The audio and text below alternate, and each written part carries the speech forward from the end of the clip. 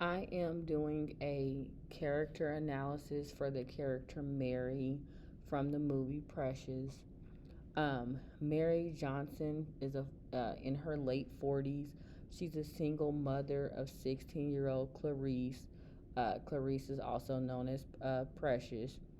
Um, the family resides in New York City, Harlem, where they receive and rely on government assistance. They live in a mostly lower class neighborhood. Mary also has two grandchildren, Mongo and Abdul, from her 16-year-old daughter, Precious. Mary is verbally, physically, and sexually abusive to her daughter, and she has also witnessed her daughter's sexual abuse from her dad. I would diagnose Mary with borderline personality disorder, and that is a pattern of instability of interpersonal relationships, self images, and marked impulsivity that begins in early childhood and early adulthood, and it presents in a variety of contexts. Um, there has to be five or more of the following factors present in order for it to be a diagnosis of borderline personality disorder. So the first one is a frantic effort to avoid real or imagined abandonment. This is shown throughout the movie when Mary makes continuous efforts to not take accountability in her life. She refused to see her role as a safe and nurturing parental figure, and this was displayed by her not taking accountability of the sexual and physical abuse that she subjected her daughter to. And then her efforts to constantly ask Clarice if she was coming home, and the notion that Mary believed that even though she constantly subjected Precious to physical and verbal abuse, that she would always be there. The second one is a pattern of unstable and intense interpersonal relationships characterized by alternating uh, between extremes of idealization and devaluation. So, Mary's view of Precious's dad, in a sense, she never believed that he was wrong. She stuck up for him, even though he sexually abused and raped her daughter. And then the idea that Clarice was the reason that Carl left her. Throughout the movie, Mary stated multiple times in the film that Clarice was not raped by her father, but yet that she had slept with her man. And also the fact that it was mutual and consensual. And then also, just with their relationship, the relationship between Carl and Mary, even though he was abusive, she believed that he was right, and she always did what she was told.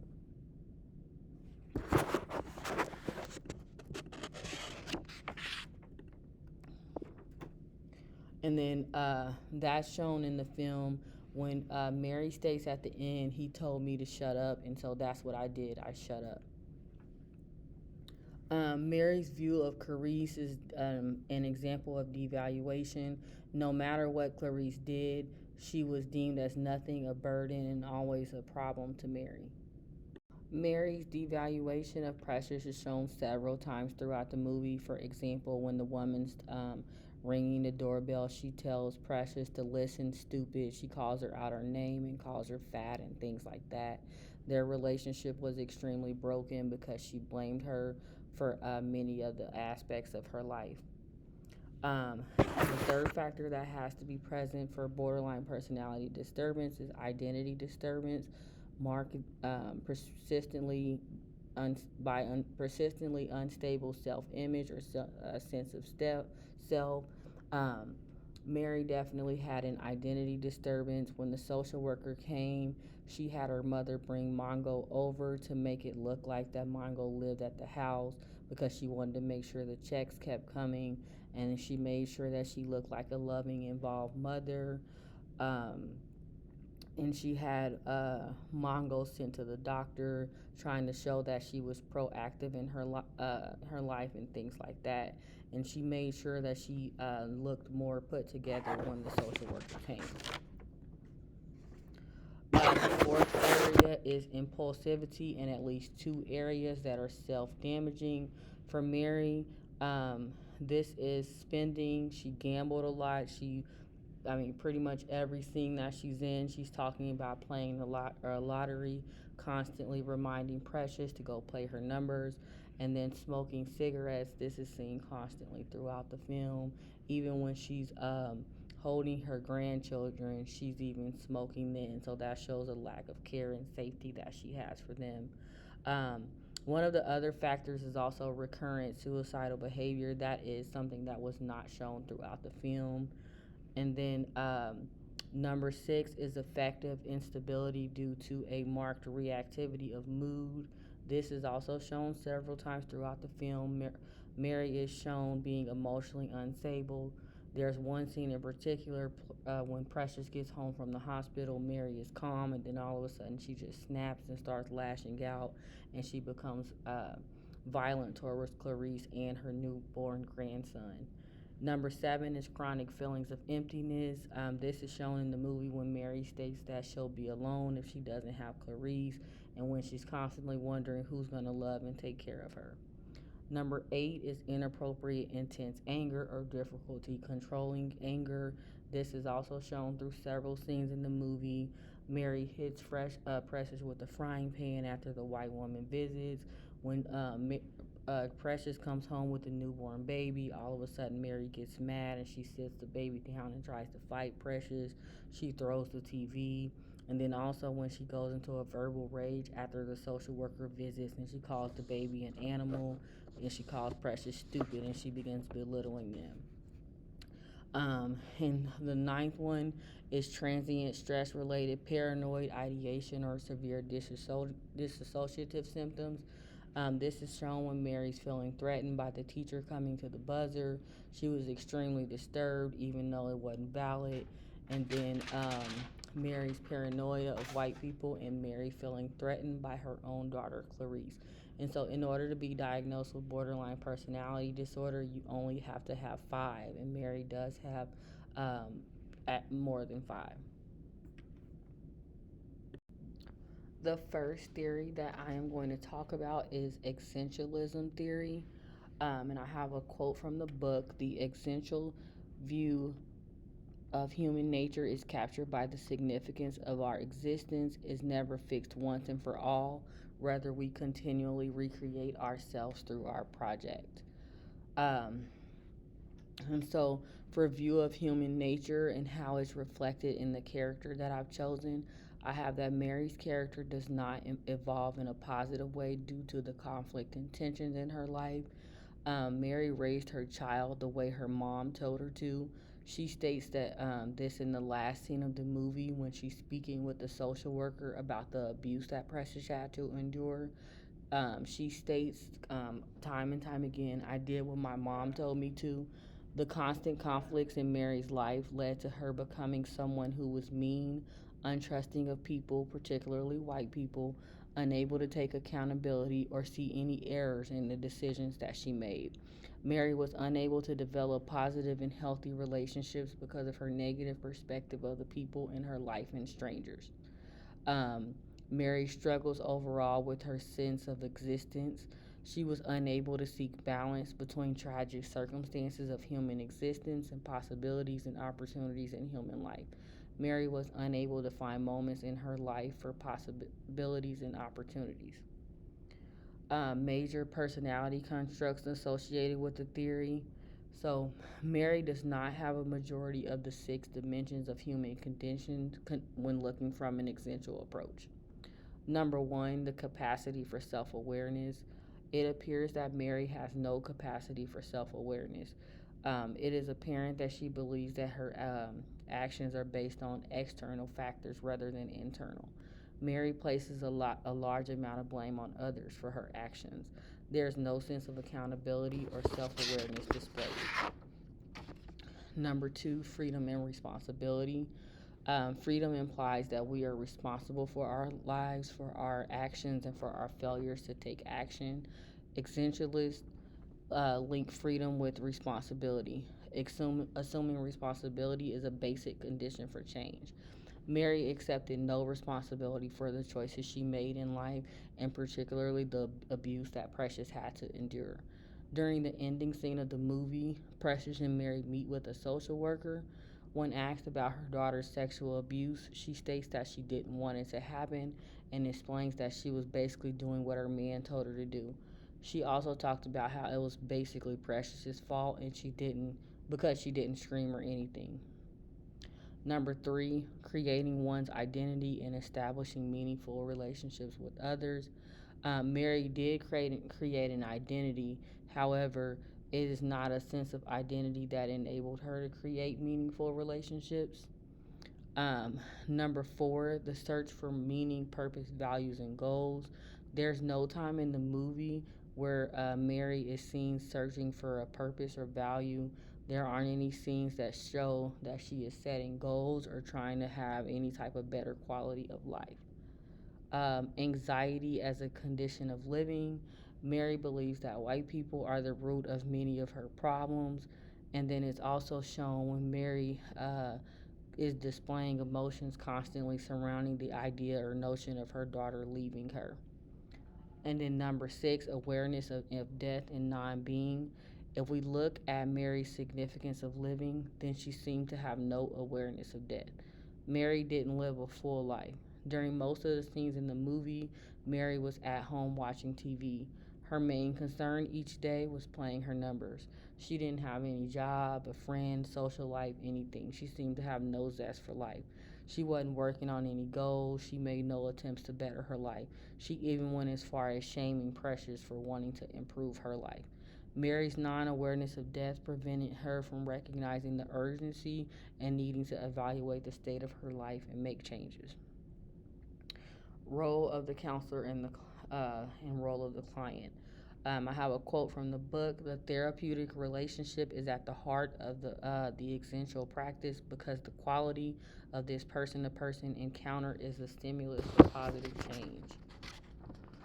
The role of the counselor: assisting Mary in deciding if she wants to approach and achieve meaning in her life and teaching her actions she could take that would bring about the changes, guiding towards authenticity and learning herself, create a positive, trusting relationship with Mary to begin a positive journey of change.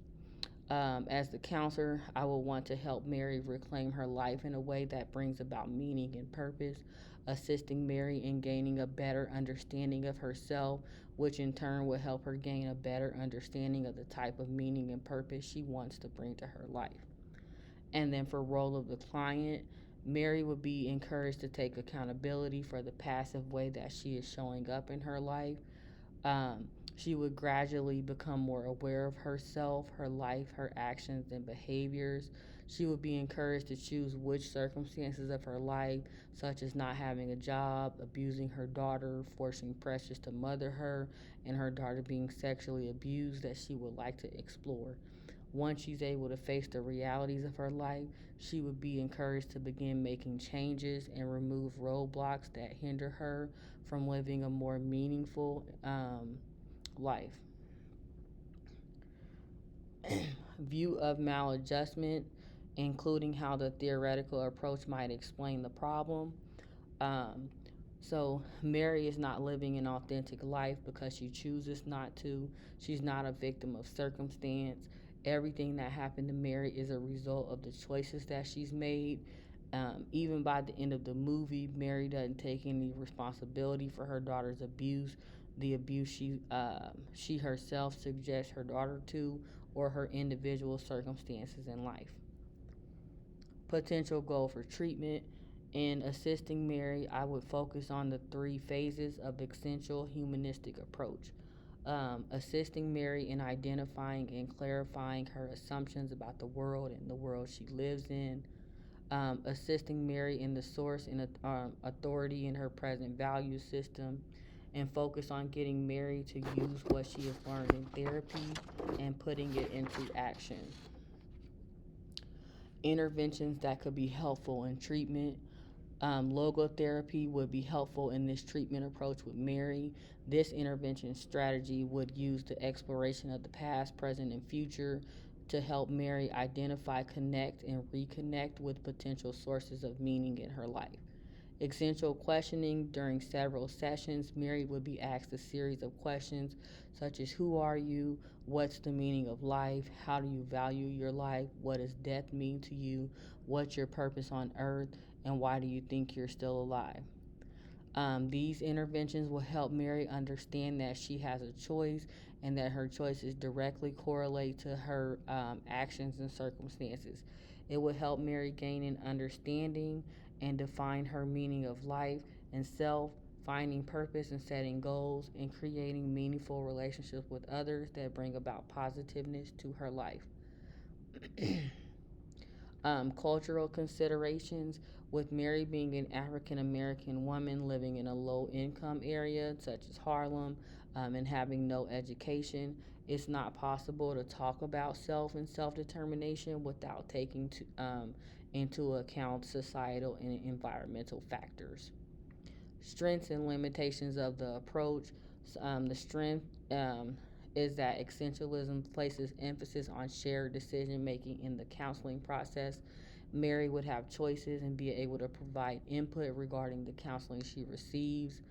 But I do, for the most part, think that there are more limitations than strengths in using this approach with Mary.